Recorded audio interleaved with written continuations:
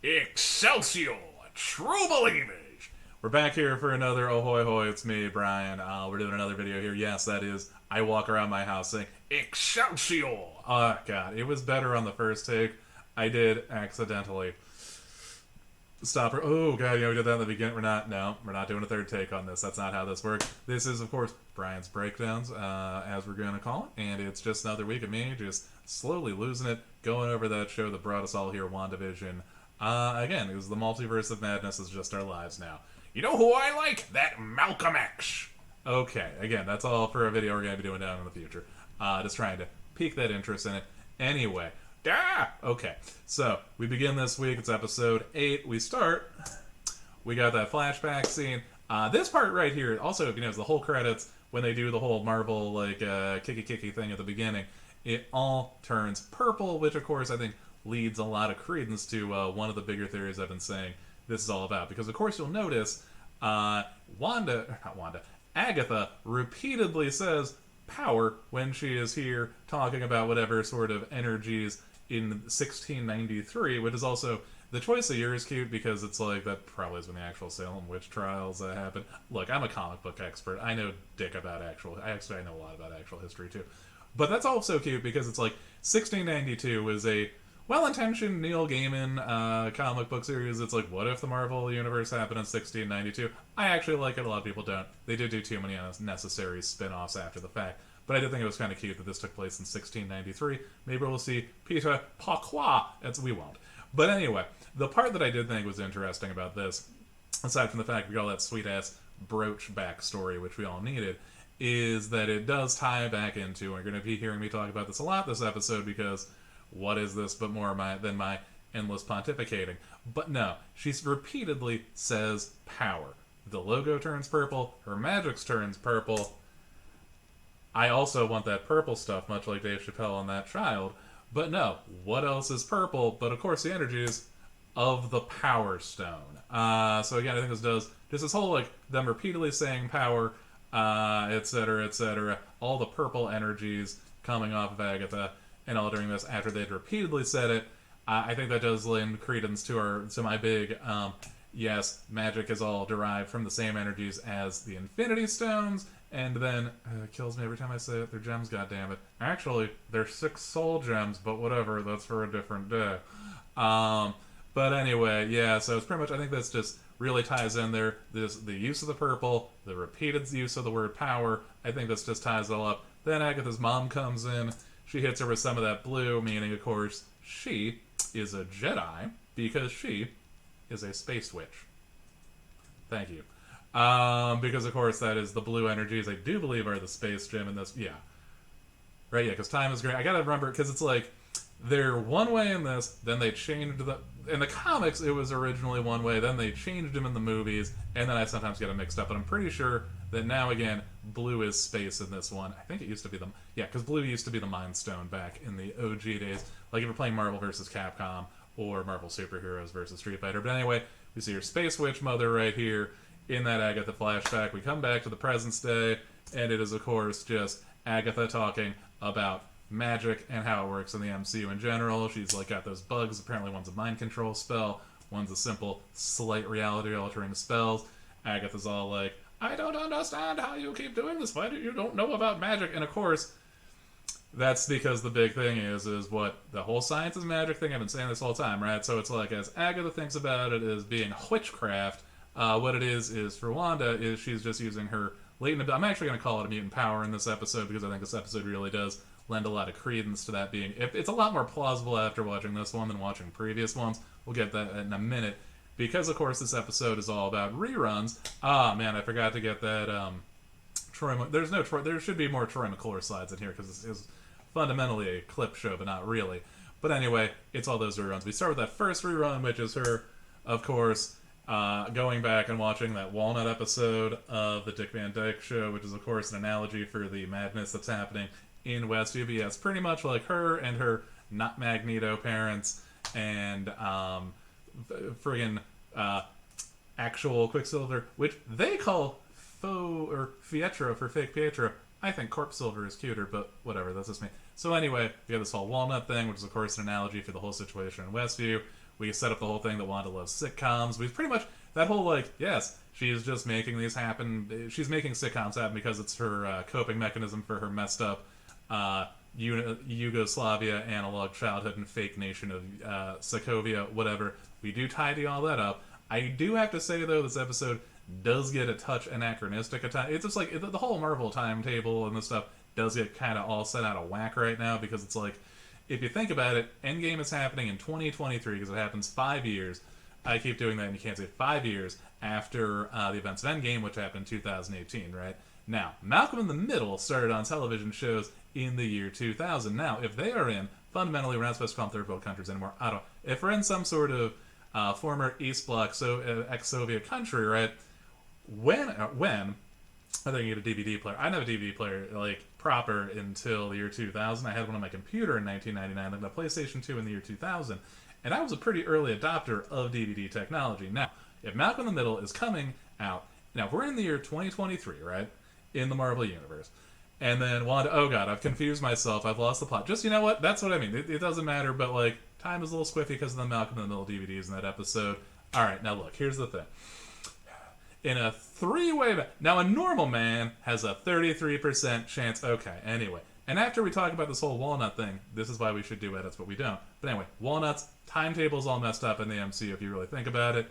And then, of course, we talk about shenanigans for a second. I just wanted an excuse to use that over there because, of course, whenever I think of shenanigans, I think about that restaurant with all the dumb shit on the walls. So anyway, they talk about shenanigans, walnuts. We see a lot of things talks about, like, just comedic mischief, right? Which I think that whole talks of mischief is, I do think that this is, of course, all going to come back later. I think we're going to get more of this is actually, like, this is really leading me more to think it's, like, more like a nightmare.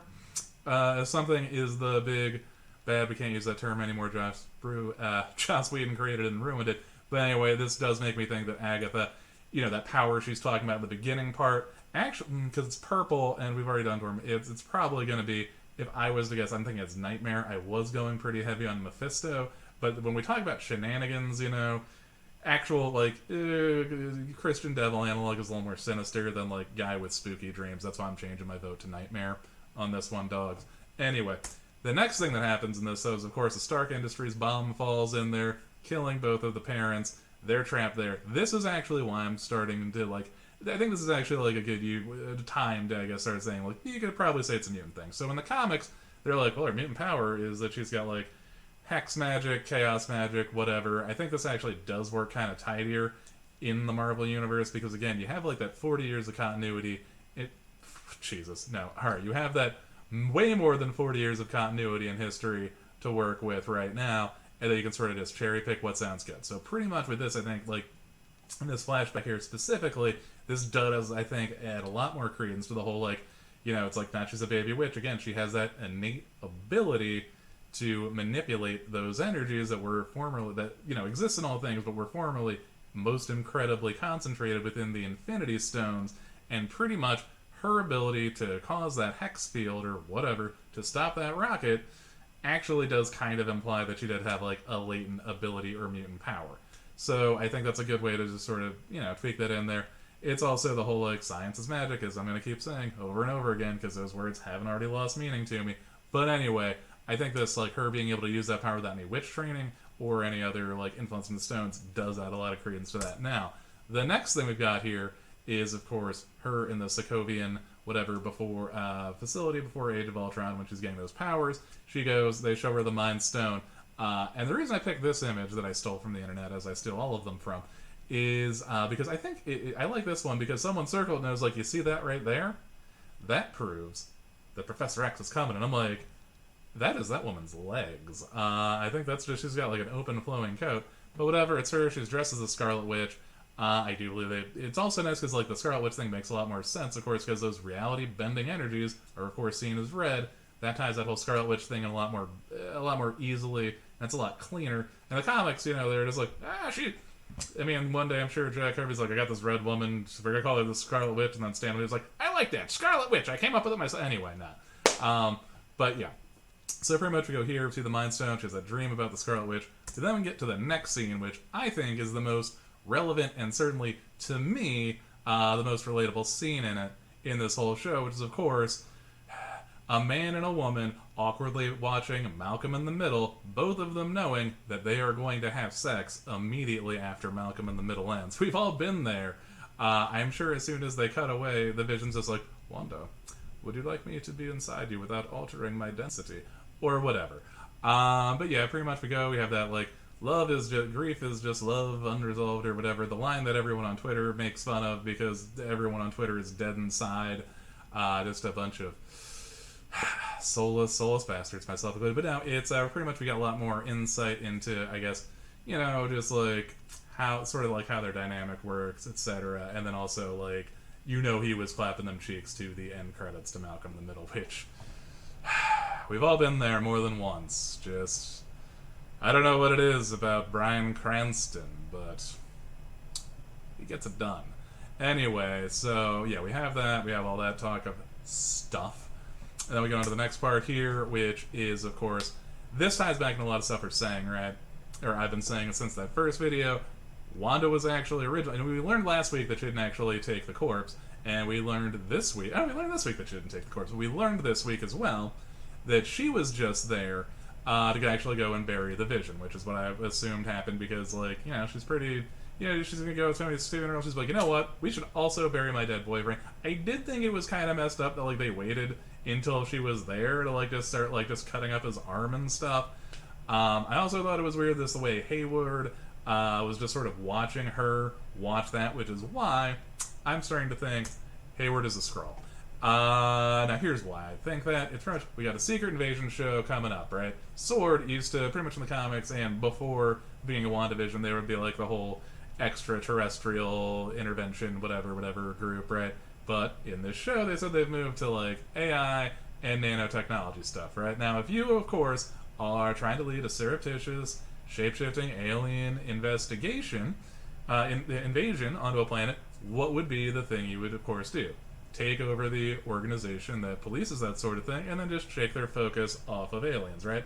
Also, he watched her in a weird way when she was looking at the Vision, and also it's like, everyone's got to be something in these, so yeah. I guess now is that Hayward is a Skrull, and I'm sure we're going to get that as a stinger to lead into Secret Invasion or something, but the most important part of that scene that we had, though, was when Wanda was like, I can't feel you. Again, this goes back and lends a bunch of credence to that whole energies, Infinity Stone stuff, because of course his soul, for the lack of a better terminology, is fundamentally it's going to be Mind Stone energy, which we'll see in a minute. It's pretty much like how she brings back the Vision, because of course we know from this scene she doesn't actually take his body, and also when she's like, I can't feel you, that's of course because the Vision, the entity that we know, and they've also discussed this in Infinity War, that combination of like the Jarvis AI, the Mind Stone, and I don't know, midichlorians or whatever, like, all that stuff, it's not actually housed in the body, it's sort of housed in the universe, right? We'll see that in a second again, but like, yeah, that whole, like, he's not in there, so, yeah, pretty much, it's just the husk, it is the corpse of the Vision, it is just that white dog turd Vision we get here. Now, this is also, of course, what breaks Wanda, is finally when they make this big reveal as to the why of Westview. Now, originally, I thought that she was just, like, driving that corpse. And that was, of course, when I thought there was a corpse involved. I thought she was driving it up to go bury him at that Avengers facility, which we just saw one flash before this, where they were, it wasn't just Malcolm in the Middle, if you know what I'm saying. But anyway, yeah. So, like, pretty much, they weren't actually just driving past Westview with just the corpse waking back up, which I thought would have been really cool and messed up. But anyway, enough about my thoughts. Actually, this is all about my thoughts. What am I talking about? This is literally just a show of my thought. Anyway, not important. So, we find out the main reason as to why Westview, which I'm going to go on a bit of a rant here. But, like, Vision was like, let's go hold here in this depressed northeastern, like, New Jersey town, Like, why would you... Westview's not... Alright, here's the thing. We have a Westview Mall here in Baltimore that is nicer than Westview. Like, I live in Baltimore, and I think that your small town in New Jersey is not nice. That's just... Why would anyone want to grow old in Westview? I desperately pray there's a deleted scene here where the Vision is like, well, Wanda, if you'll notice, we are both equidistant from New York, New York, and also Boston. And then, like, he's like, we're equidistant from New York, Boston, we've got table games and casinos. Also, the legalization of marijuana. Also, we're within this distance from these outlet shops that you like or whatever. Because I can't think of any gosh darn reason why anyone would choose to live in like the Westview that she drives. It's just like a shitty town. The mom from that 70s show is just out at a lone, just a terrible cafe in the middle of the day. Just, I guess, get an Irish coffee trying to make sense of things. There's like a closed computer store. Ralph is there. I don't know. There's a guy just stapling up things about piano lessons. That's depressing. I mean, seriously, like, Westview is like the Bad Hill Valley from Back to the Future 2. If anything, they should be like, Wanda, you need to do this everywhere and everything because it comparatively sucks. I mean, seriously, like, it's such a hole. It's just Westview before Wanda gets in there. It's bad.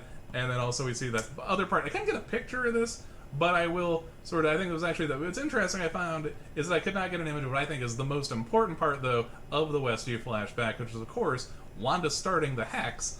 And what you'll notice, though, is when she pulls the Vision out, it's not actually the physical Vision, but it is, for lack of a better expression, the Vision's soul. Now, in the comic books, in Vision Quest, actually, this borrows from the whole thing of the soul. Is pretty much, I think I just told you what it was, but pretty much in the comics, that's like the whole Simon Williams' mental patterns or whatever that make the Vision and give him the soul, which, man, the comics are way more messed up than this, but also, this is the TV, the people are supposed to enjoy this, so that's probably why they're not as messed up with some of the Scarlet Witch and Vision stuff. I was having a conversation with someone, and they were like, I'm sure the editors are like, yeah, you know what, you can't do this to, I was talking to my good lifelong friend Steve, and he was like, the editors are probably like, look, you can't do anything to Captain America, you gotta leave Captain America, you gotta leave Iron Man, you gotta leave Thor, they got all their own books, do whatever you want to Scarlet Witch and the Vision, and that's probably why wait? It wasn't. I was having a conversation with someone on Friday. I'm conflating different conversations I've had on the show. It was a show before the Geek Comedy Show on Fridays where I had that conversation.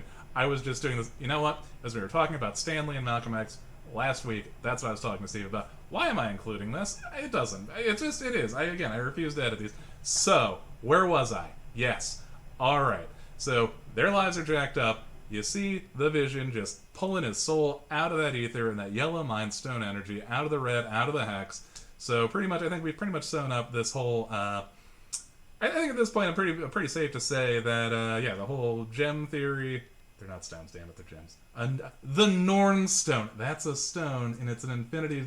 Actually, technically, they're the 6 soul gems. That's whatever. That's what they actually are. Originally. We're not going to get into that. Comic books are dumb, and I love them. I just love dumb. This is honestly just me. I love dumb stuff. Anyway, yeah, so pretty much, yep, all that gems, pulls the soul out of the ether, and then the episode ends with, of course, Hawthorne, and then they're just having White Dog Turd Vision show up. He is, of course, just all white like Vision Quest, soulless Vision, like the Avengers video game Vision. He got no soul, little panties. He probably doesn't have the man panties on though, which was also weird because then you're just like, well, the Vision doesn't have nards, and then that just raises a bunch of other questions. But I guess this Vision does have nards. I don't know. It's cool. So yeah, we end here with, I guess this is cataract is what they were calling it, or glaucoma. That all-white Vision, who, very fresh. Someone should just... He's going to show dirt more, though.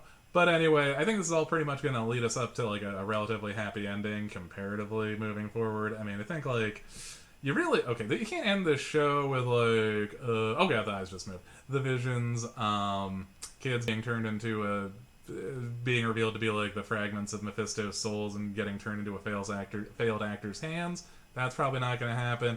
I do think, I mean, you already have, like, the actual vessel of the Vision and the soul as separate entities. So, like, this is probably going to end with a happy ending, I think, for most of it. And then, like, Doctor Strange will be like, but Wanda's still pretty jacked in the head. Or, like, they'll skirt off Wanda. But I do think we're going to get, like, regular, multicolored Paul Bettany at the end of this. I think his soul's going to go back into his body. Honestly, I've reread the comics and try to, like, make sense out of how they make the kids make sense in the... Because, of course... The Scarlet, it never like works or makes sense how these kids like get wiped from reality, but then we're also somehow like retroactively other families' kids. So I think they might just be like, this is fun, and then like they'll just age up to be teenagers to fight Agatha, and then they'll be like, oh, she can just make kids. This is cool. So yeah, I think it's going to get a happy ending comparatively. What I think is going to happen the next week, we're going to of course reveal, the big reveal that, yep, Wanda's powers come from the stone. Chaos magic, not actually a thing. It's, again, science is magic, energy manipulation, whatever. That's how she's doing it unconsciously. I've said this so many times. The words have lost all meaning. So we get the reveal on that. We'll probably see, like, she'll just be like, oh, my master, Agatha, and then probably, like, Nightmare or someone will show up at the end of it, and then, like, shit, then they'll, like, kind of take Wanda, and then Doctor Strange will be like, they've taken her into the multiverse of madness! And then, big reveal, and then they'll get that end credits thing where Hawthorne's like, we've begun phase 1. Because actually, now that I think about it, like, that would explain why he lied about it and tried to sow all this chaos involving this whole Vision Corps thing. Because that, of course, is how the secret invasion works, is you just want to, like, sow... It actually, good lord, now, because also, like... Because Secret Invasion also does happen, like, immediately after Avengers Disassembled, so this... Yeah, Hawthorne's a Skrull. Alright, cool. That's it. So things we're going to see next week. Probably Nightmare instead of Mephisto, I guess. It's really the shenanigans things makes me think that as opposed to Mephisto. Vision's getting his soul back in his body. Probably. It's going to end up slightly happy ending. Big reveal twist at the end or whatever. And probably get like an incredible style fight scene because they've been teasing that. And then, Hawthorne's a Skrull. We'll see you next week. I'll probably put that next video up on Friday because, baby, I should have had something to... Bye.